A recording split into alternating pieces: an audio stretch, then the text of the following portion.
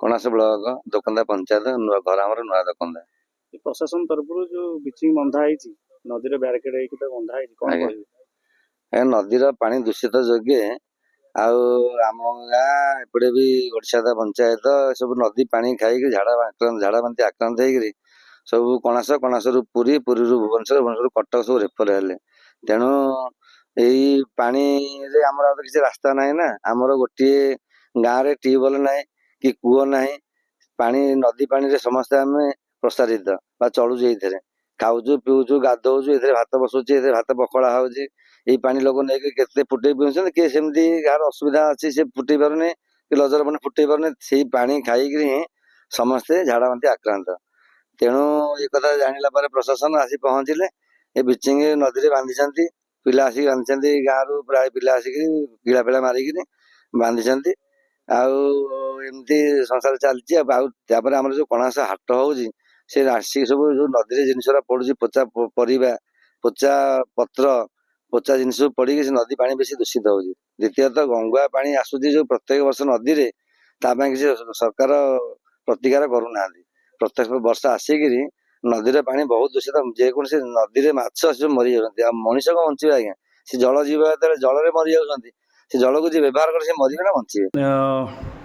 ଆପଣ ନାଁ କ'ଣ? ଆପଣ ଘର କୋଉଟା? ଯେ ଆପଣ ଆଜି ଆସିଛନ୍ତି ଝାଡ଼ା ବାନ୍ତି ହେଇଛି, ଆପଣ କ'ଣ ବେଡ୍ ମିଳିନି ଏପର୍ଯ୍ୟନ୍ତ? बेड नहीं मिले थी बस सालान लागत सार को बेड करना सालान के लिए ବେଡ୍ ନାହିଁ ବୋଲି ସାଲାଇନ୍ ଲାଗିପାରିବନି। सालान को तले लगे बोली पूछन କିଏ କହିଲେ? शीत दिन तो କିଏ କହୁଛନ୍ତି? ଡକ୍ଟର କହୁଛନ୍ତି? ମେଡିକାଲ ମୋର ଝାଡ଼ା ବାନ୍ତି ହେଉଛି, ତାକୁ ନେଇକି ଆସିଥିଲି।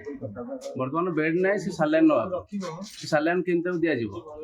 ଆଜିକି 15 ଦିନ ହେଲାଣି ଆମ ସେ ଏରିଆରେ ଜାମଗଦା ଗ୍ରାମ ପଞ୍ଚାୟତରେ ଚାଲିଛି ଝାଡ଼ା ବାନ୍ତି ଚାଲିଛି। ପ୍ରତିଦିନ ଗାଡ଼ି ଏଡିଏମ୍ ଗାଡ଼ି ସେଡିଏମ୍ ଗାଡ଼ି ସବୁ ଆସୁଛି, ସରକାରୀ ଗାଡ଼ି ଆସୁଛନ୍ତି, ସରକାରୀ ବାବୁମାନେ ଆସୁଛନ୍ତି। ଗୋଟେ ବେଡ୍ ପ୍ରୋଭାଇଡ୍ ହେଇପାରୁଛି ଏ ମେଡିକାଲ ପାଇଁ? ଗୋଟେ ବେଡ୍ ପ୍ରୋଭାଇଡ୍ ହେଇପାରୁନି। ଡକ୍ଟର ଗୋଟେ ଡକ୍ଟର ଅଛନ୍ତି, ଏ ସରକାରୀ ଗାଡ଼ି ଏତେ ଆସୁଛି କ'ଣ ପାଇଁ? ପ୍ରତି ଗାଡ଼ିରେ ଖର୍ଚ୍ଚ କେତେ ହେଉଛି ଦୈନିକ? ଗୋଟେ ବେଡ୍ର ଦାମ୍ କେତେ? ଗୋଟେ ବେଡ୍ ତ ପ୍ରୋଭାଇଡ୍ କରିପାରୁନାହାନ୍ତି। ଏତେ ଅଫିସର ଆସିକି ଲାଭ କ'ଣ? ଆସନ୍ତୁ ଆପଣମାନେ ଦେଖିବେ, ଦେଖନ୍ତୁ ମୁଁ ବର୍ତ୍ତମାନ ସାଲାଇନ୍ ନେବା ପାଇଁ ସେ ବସିଛି, ନେଇପାରୁନି। ଏବେ ଏବେ ଏ ବିଷୟରେ ଆପଣଙ୍କୁ ଡାଇରେକ୍ଟର ସାର୍ ତ କହିଲେ, ସେ ବିଷୟରେ ମାସ୍କର ଏବେ ଆବଶ୍ୟକତା ନୁହଁ, ଏଟା କୋଭିଡ ନୁହଁ। ମାସ୍କ ତ ଅଛି, ଆମର ତ ମାସ୍କ ଏବେ ଆମେ ବ୍ୟବହାର କରୁଛୁ। ନାହିଁ ବୋଲି ଯୋଉଟା କହୁଛନ୍ତି ସେଟା ମୁଁ ସେଥିରେ ସହମତ ନୁହଁ। ଆଉ ବାକି ଯୋଉ ବେଡ୍ କଥା, ପେସେଣ୍ଟ ହଠାତ୍ ଯଦି ଅଧିକ ଆସିଯିବ, ମୁଁ କାଲି ଆପଣଙ୍କର 5 ଖଣ୍ଡ ବେଡ୍ ମୁଁ ପୁରୀରୁ ପଠେଇଛି ୟା ପାଇଁ ସ୍ପେଶାଲି। ତେଣୁ ଯଦି ଆଉ ଦରକାର ପଡିବ ଆଉ ମୁଁ ଦିଆହବ। ଏବେ ତ ବେଡ୍ ର ସମସ୍ୟା ପ୍ରଥମ ପର୍ଯ୍ୟନ୍ତ ହେଇନଥିଲା, ଏବେ ହିଁ ଶୁଣିବାକୁ ମୁଁ ପାଇଲି। पेसेंट तो ये डायरिया पेसेंट आसवे जिबे नेचुरली बेड रो कोन ते समस्या थियो तार समाधान कोन आज केते आगन जान देखिला भी जणे केते आगन करा देई आसी हां केमती अछि केते लोग आगो अपेक्षा कमिछि, आगो अपेक्षा कमुछि, किंतु लोकन को आपण मान को सचेतन करिया दरकार जे आमे से माने इनती पानी रो व्यवहार त आपनकर आम टैंकर पानी व्यवहार करिवे, नलकूप पानी व्यवहार करिवे, अन्य बाहर पानी व्यवहार करिवे नाही। काई सेइटा एम्बुलेंस पा जोड़े देइछि पा मु जोड़े एम्बुलेंस सेठी मु देइछि। आगुरु एबे एम्बुलेंस नथला, एबे जोड़े देइछि। नदी एपटे गुटे सेपटे गुटे अछि।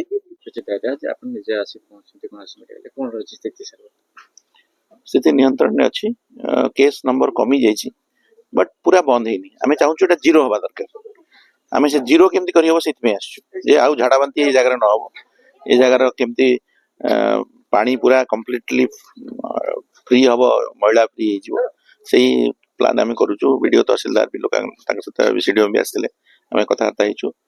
लोक मानकू केमति अवेयर करा जिवो, केमति जगह पूरा सफा सुतरा रखियो पड़िवो, पानी रो सोर्स ता केमति क्लियर करियो, केमति लोकन को जब अभ्यास बदले पड़े, जेमति से माने नदी पानी व्यवहार न करिकरी सेफ पानी व्यवहार करिवे, से विषय में आलोचना करथले। जाउछु फील्ड देखिलु, हॉस्पिटल रोगी मानन देखिली, बतन जाउछि गां घर देखिबि कोन सुविधा असुविधा देखि आसिले आसला और भी देखिबि। 4 जन को मृत्यु होइछि एबे 4 जन नुहे एक्चुअली से जो आपण 4 जो बड़चन वर्ष सारा तो विभिन्न प्रकार रोग रे विभिन्न लोक मृत्यु होछि। 4 जन एक्चुअली हमें सब अनुधान करूछु। एक्चुअल डायरिया रे के जन मृत्यु होछि हमें अनुधान करूछु। जते डेथ रिपोर्ट आछी हम सब क्रिटिकली स्टडी करछु ଏବଂ ଯଦି ଝାଡ଼ା ବାନ୍ତି ହୁଏ ତ ଆମେ ମନା କରିବାର କିଛି ନାହିଁ କିନ୍ତୁ ଆମେ 4 ଜଣଙ୍କର ଯୋଉ କହୁଛନ୍ତି ସେଟା 4 ଜଣ ମୃତ୍ୟୁ ହେଇଛି କିନ୍ତୁ ଝାଡ଼ା ବାନ୍ତି ସାର୍ ଆମେ ଦେଖୁଛୁ ବର୍ତ୍ତମାନ କୌଣସି ମେଡିକାଲରେ ବର୍ତ୍ତମାନ ସିଟ୍ ନାହିଁ ଜଣେ ବି ପେସେଣ୍ଟ ଅଛନ୍ତି ତାଙ୍କର ବେଡର ସମସ୍ୟା ବର୍ତ୍ତମାନ ଆସିଛି ମୁଁ ଦେଖୁଛି ନିଶ୍ଚିତ ତା ସମାଧାନ କରାଯିବ କିନ୍ତୁ ଯେହେତୁ ବର୍ତ୍ତମାନ କୌଣସି ମେଡିକାଲରେ ବି ମାସ୍କ ବି ସୁବିଧା ନାହିଁ ଯେଟା ବର୍ତ୍ତମାନ ମାସ୍କ ହଁ କୌଣସି ମେଡିକାଲ नहीं मास्क शुणु मास्क व्यवहार बर्तमान एडवाइस करा जाए मास्क कोविड टाइम व्यवहार करा बर्तमान मास्क व्यवहार एडवाइस करा जाउनी एटा आपण जो रेस्पिरेटरी इन्फेक्शन पे मास्क आ जो कहले बेड नहीं हम देखुछु अरेंज करी बेड पकेबो